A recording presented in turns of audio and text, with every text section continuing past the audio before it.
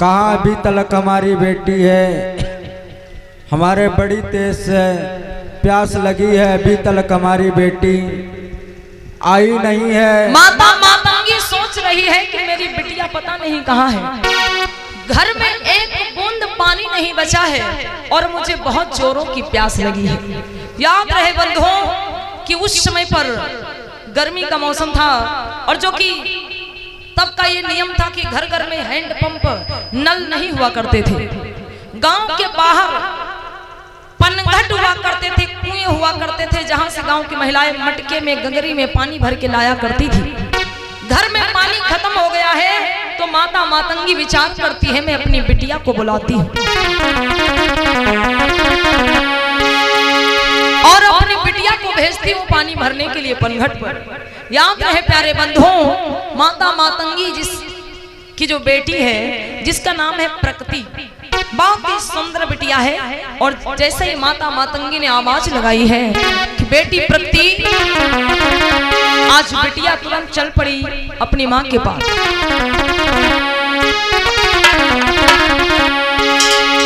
कि सुंदर मुखड़ा है बिटिया और भैया सुनियो ध्यान लगा।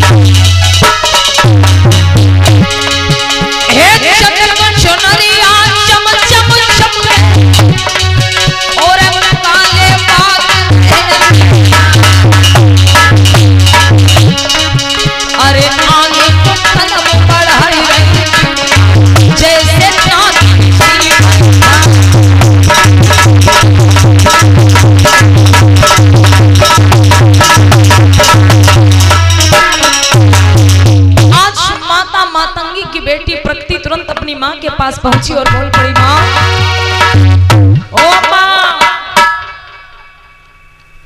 ओ बिटिया, क्या बात है? अरे बिटिया तुम्हें पता नहीं है, बहुत तेज से बिटिया प्यास लगी है। प्यास लगी है? हाँ बिटिया। तो घर में पानी नहीं रहा का? अरे बिटिया आज एक बूंद घर में पानी भी नहीं है बेटी। तो अम्मा खड़ी तो हो जाओ, इतना प्यासी खड़ी नहीं हुई पा रही। अब बोलो का? अरे बिटिया हाँ, ऐसा करो, जाओ पानी भर के लेकर के आओ बेटी, बहुत तेज से हमारे प्यास लगी है बेटी। प्रकृति लड़की कहने लगी, माँ मैं अकेले पनघट पे कैसे जाऊं, अपनी सहेली को बुला लूं? हाँ बेटी बुला लो अपने सहेली को। अच्छा अम्मा ऐसा करो तुम्हें बुला दो। बिटिया हम बुला दे। हाँ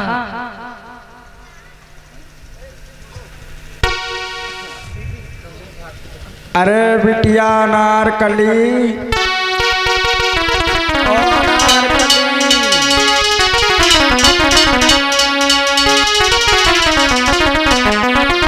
हाँ बोलो चाची कहाँ है?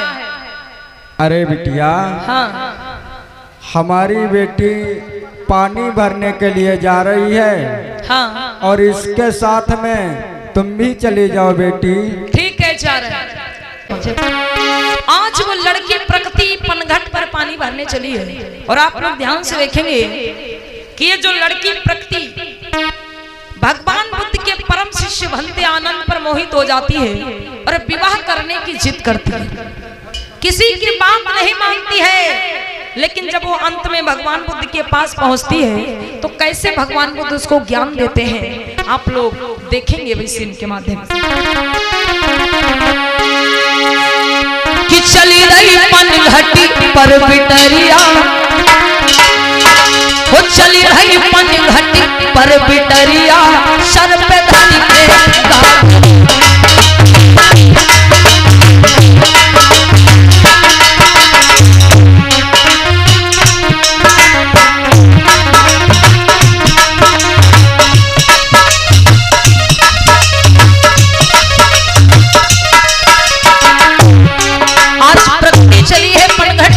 कैसे भैया? चले भाई कि चले भाई ओ बिटरिया सर पे धर गए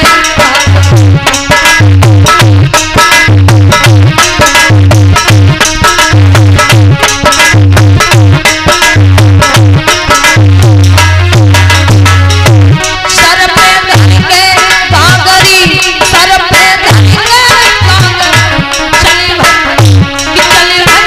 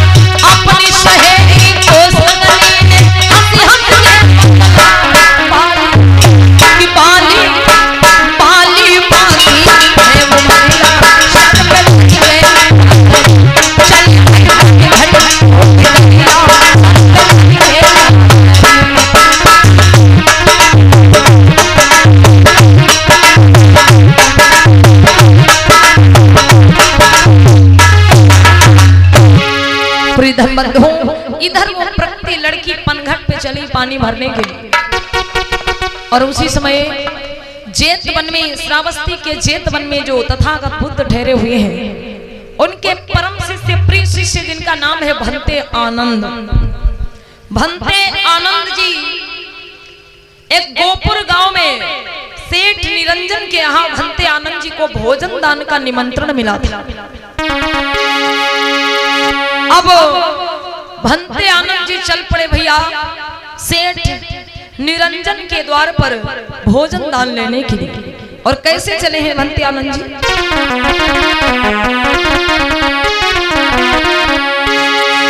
कि धीरे धीरे आनंद बढ़े चले भैया सुनो मेरे दादा सुनो कोई गोबर की सीधा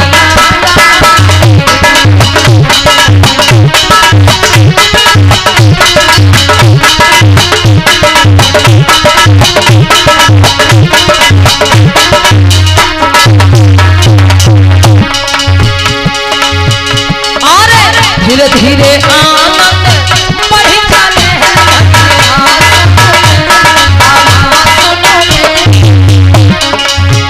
कोई आगे किसी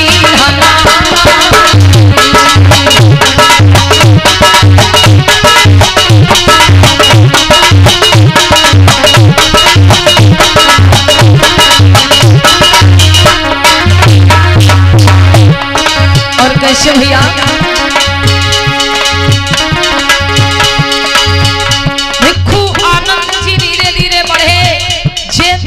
गोपुर गांव की सीध लगा देते हैं। सेठ निरंजन के घर की ओर चल पड़े हैं।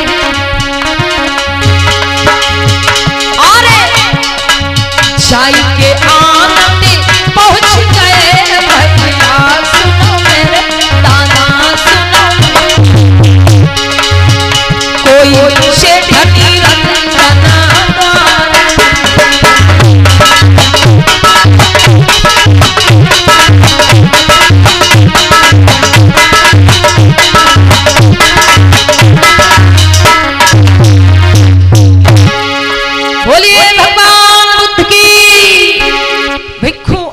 सेठ निरंजन के द्वारे पे पहुंच गए। धम बंधु आवाज लगाने लगे। तुरंत ही एक व्यक्ति घर से बाहर निकलता है और भंते आनंद को बंदामी करके स्वागत सम्मान के साथ में घर के अंदर लेके जाता है। आइए भंते जी। और भंते आनंद के लिए तुरंत भोजन पानी की व्यवस्था होने लगी। कैसे भैया? कि तरह तरह के व्यंजन भैया से ठग गए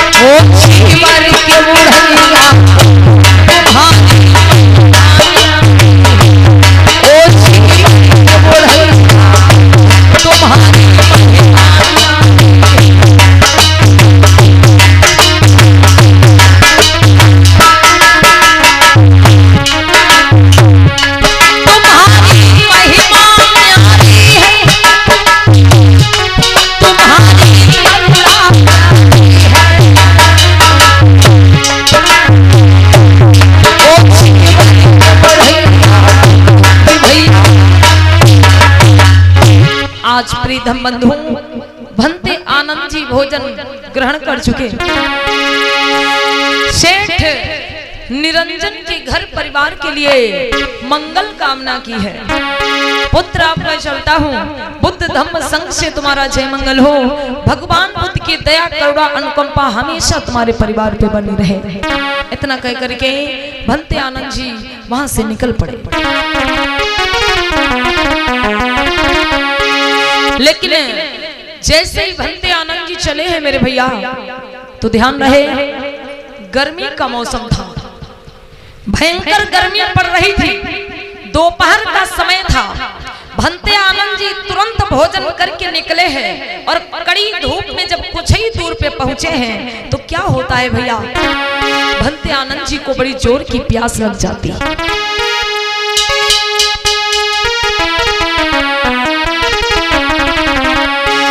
भंते आनंद जी को बड़ी जोरों की प्यास लग गई।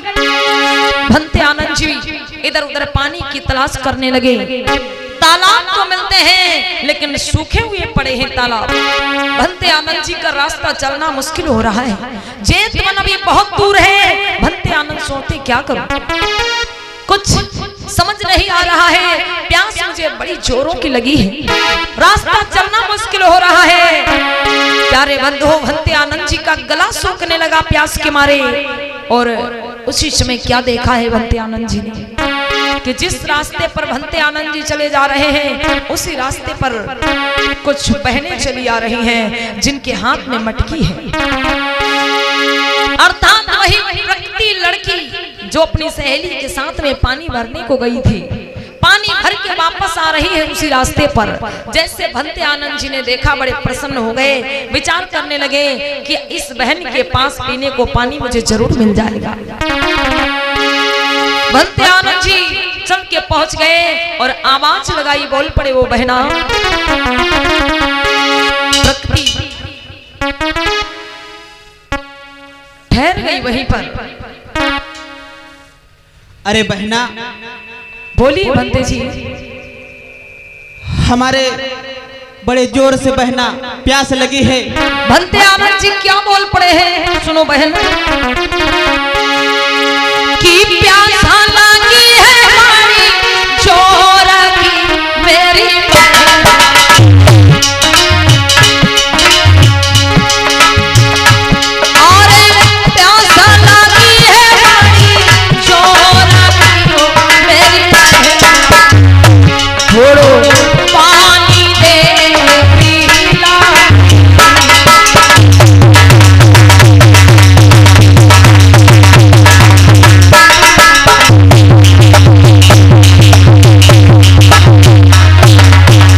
हाँ मेरी बहना, मुझे बहुत जोर की प्यास लगी है। प्रीतम बंधु प्रकृति लड़की कहने लगी, ठीक है भंते जी प्यास लगी है आपको, लेकिन मैं क्या कर सकती हूँ। भंते आनंद जी बोल पड़े, बहन थोड़ा सा पानी पिला दो क्योंकि तुम्हारे पास मटकी है, मुझे लग रहा है कि तुम्हारे पास पानी है इस मटकी में। प्रकृति लड़की कहने लगी, भंते जी मैं आपको पानी तो पिला देती, लेकिन मैं एक नीच एक अछूत जाति की लड़की हूँ। हे भंते जी मैं चांडाल बिरादरी की लड़की हूँ। प्यारे बंधु चांडाल जिसे मेहतर समाज के नाम से, वाल्मीकि समाज के नाम से जाना जाता है, तो वो लड़की बोल पड़ी कि हे भंते जी मैं चांडाल बिरादरी की लड़की हूँ, लोग मुझको अछूत मानते हैं, लोग मुझको नीच मानते हैं, मैं कैसे आपको पानी पिला दूं? अगर मैं आपको पानी पिला दूंगी तो आपका धर्म नष्ट हो जाएगा। भंते आनंद जी बोल पड़े, बहना कैसी बात कर रही हो? क्या बोले? कि बोले भिक्षु प्रवर प्रिय वाणी,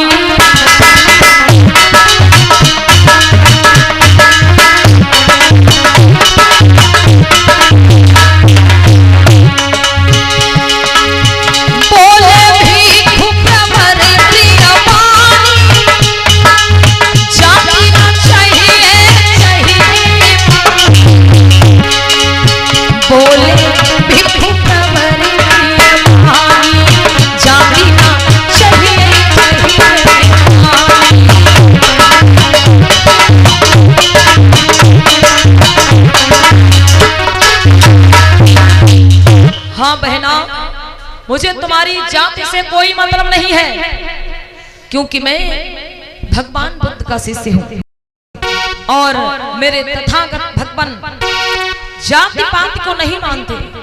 मेरे भगवान कहते हैं मानो मानो एक समान, हर एक मनुष्य एक समान होता है, कोई ऊंचा नीचा कोई छोटा बड़ा नहीं होता है। बहन मैं तुम्हारी जात नहीं पूछ रहा, मुझको तो पानी चाहिए, और फिर प्यास का संबंध तो पानी से होता है, जाति से नहीं। मुझे तुम्हारी जाति से कोई मतलब नहीं है। लड़की कहने लगी भंते जी देखो जो उच्च वर्ण के लोग हैं वो मुझको अछूत मानते हैं। अगर मैं आपको पानी पिला दूंगी, किसी ने देख लिया आपको पानी पिलाते हुए, तो लोग मुझे गांव से बाहर निकाल देंगे। जब प्रकृति कन्या ने कहा कि भंते जी मुझको उच्च वर्ण के लोग अछूत मानते हैं, मेरी परछाई से भी घृणा करते हैं, तो भंते आनंद जी बोल पड़े अच्छा बहन तुम्हें लोग अछूत मानते हैं, अछूत का मतलब क्या होता है ये पता है? प्रियतम बंधुओं, अछूत का मतलब होता है जिसे छुआ ना जा सके या जिसको छूने से हमारा कोई नुकसान हो जाए। जैसे हम बिजली का तार छू लें तो क्या होगा? करंट लगेगा, तो उसे हम अछूत कह सकते हैं। लेकिन लोगों ने इंसानों को अछूत बता दिया। तो भगवान बुद्ध के परम शिष्य भंते आनंद जी बोल पड़े सुनो बहना, अछूत किसे कहते हैं मैं तुम्हें बता रहा हूं।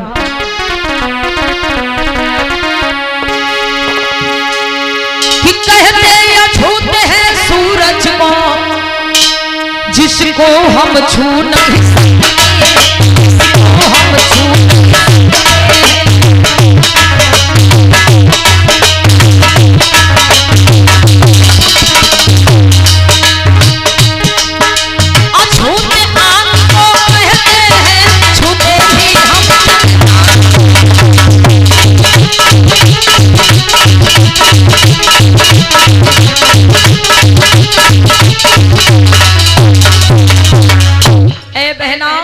अछूत हम सूर्य को कह सकते हैं, जिसे हम देख तो सकते हैं लेकिन छू नहीं सकते हैं।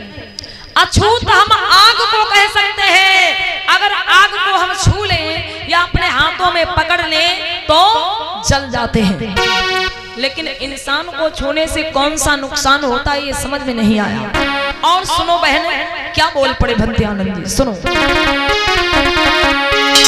कि अछूत सर्प को कहते हैं, छूते ही जो डस लेता है, छूते ही जो डस लेता है।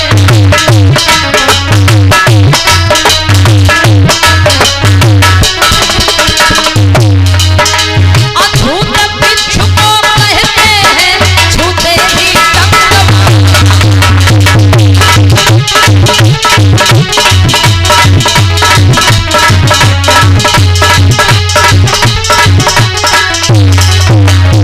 हाँ बहन, अछूत हम सर्प को कह सकते हैं। अगर हम सर्प को छू लें तो क्या होगा? डस लेगा। अछूत हम बिच्छू को कह सकते हैं, अगर हम बिच्छू को छू लें तो क्या होगा? वो डंक मार देगा। लेकिन इंसान छूने से कौन सा डस लेता है, कौन सा डंक मार देता है ये समझ में नहीं आया। प्यारे बंधुओं, इस धरती पर जो जातियां बनी, ये जातियां किसी भगवान परमात्मा ने नहीं बनाई, यहीं पर रहने वाले होशियार चतुर चालाक लोगों ने ये जातियां बनाई। जातियां पेड़ पौधों में होती हैं, पशु पक्षियों में होती हैं, जिनमें हमें फर्क दिखाई देता है, लेकिन इंसानों में कोई फर्क नहीं दिखाई देता। इंसानों में सिर्फ दो ही जातियां होती हैं, एक स्त्री और एक पुरुष। आज भंते आनंद जी समझा कि बोले बहन मानो मानो एक समान है, हमें तुम्हारी जाति से कोई मतलब नहीं है, हमें आप पानी पिला दीजिए। प्रकृति लड़की बड़ी प्रसन्न हुई, विचार करने लगी अरे आज तक इतने सम्मान से किसी ने मुझसे बात नहीं की। आज वो प्रकृति लड़की ने तुरंत भंते आनंद जी को पानी पिलाया है भैया।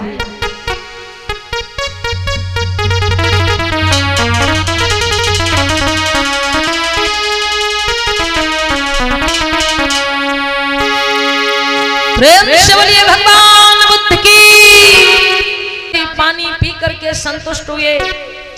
प्यास के कारण गला सूख रहा था मेरे भैया, लेकिन भंते आनंद जी को बड़ी प्रसन्नता हुई जब पीने को पानी मिला। बोल पड़े बहन, बुद्ध धम्म संग से तुम्हारा जय मंगल हो।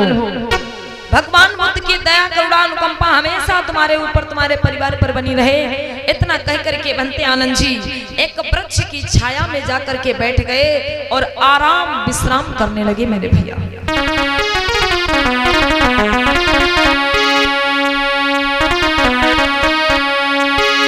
लेकिन काफी देर तक भंते आनंद जी एक वृक्ष की छाया में आराम विश्राम करते रहे और फिर विचार करने लगे कि अब मुझको चलना चाहिए जेतवन के लिए।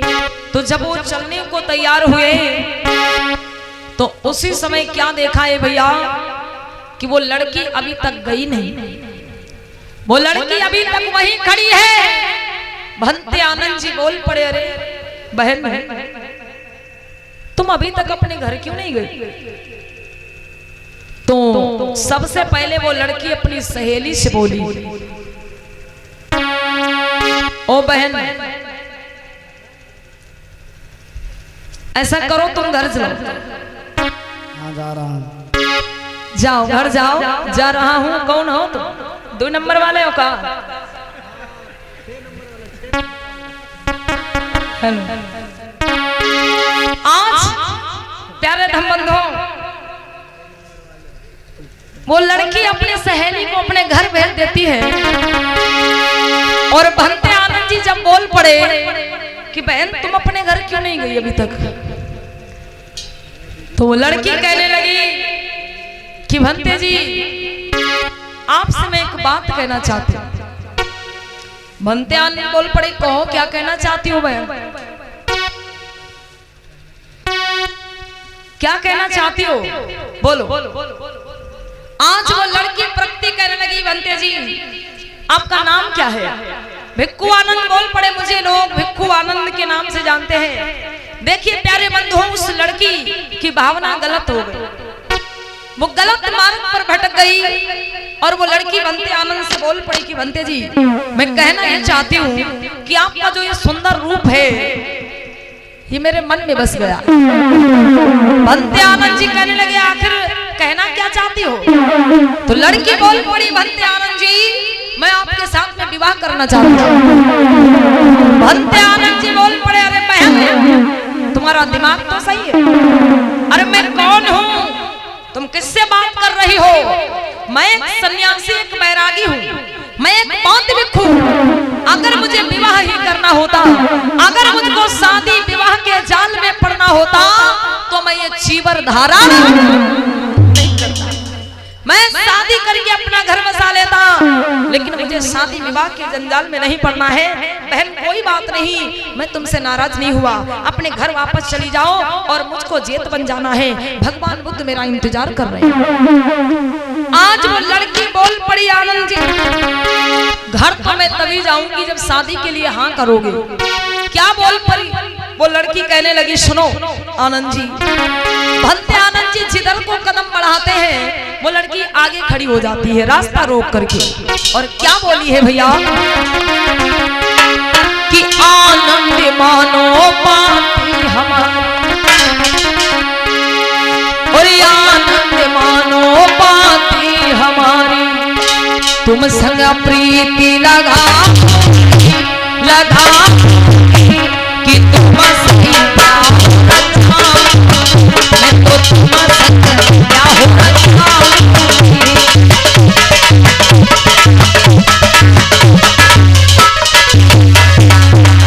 भंते आनंद जी कहने लगे, बहन मैं तुम्हारे हाथ जोड़ रहा हूँ, मुझे जाने दो, मेरा रास्ता छोड़ो और मुझे जाने दो। जेतवन में भगवान बुद्ध मेरा इंतजार कर रहे होंगे।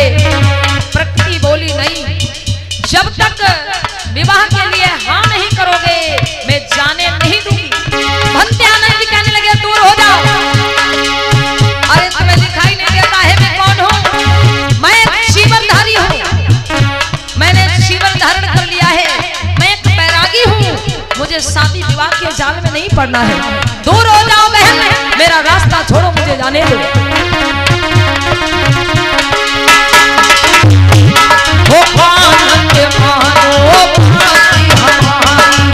तुम संग प्रीति लगा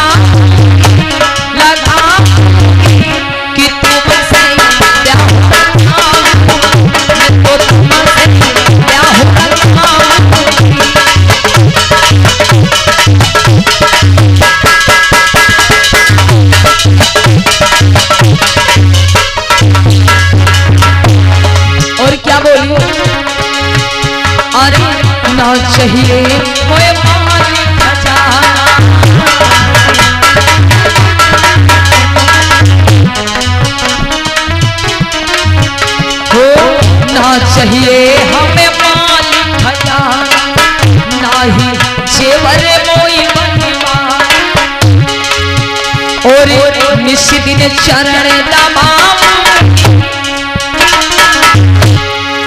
निश दिन चरण दबाऊं, दबाऊं कि तुम संग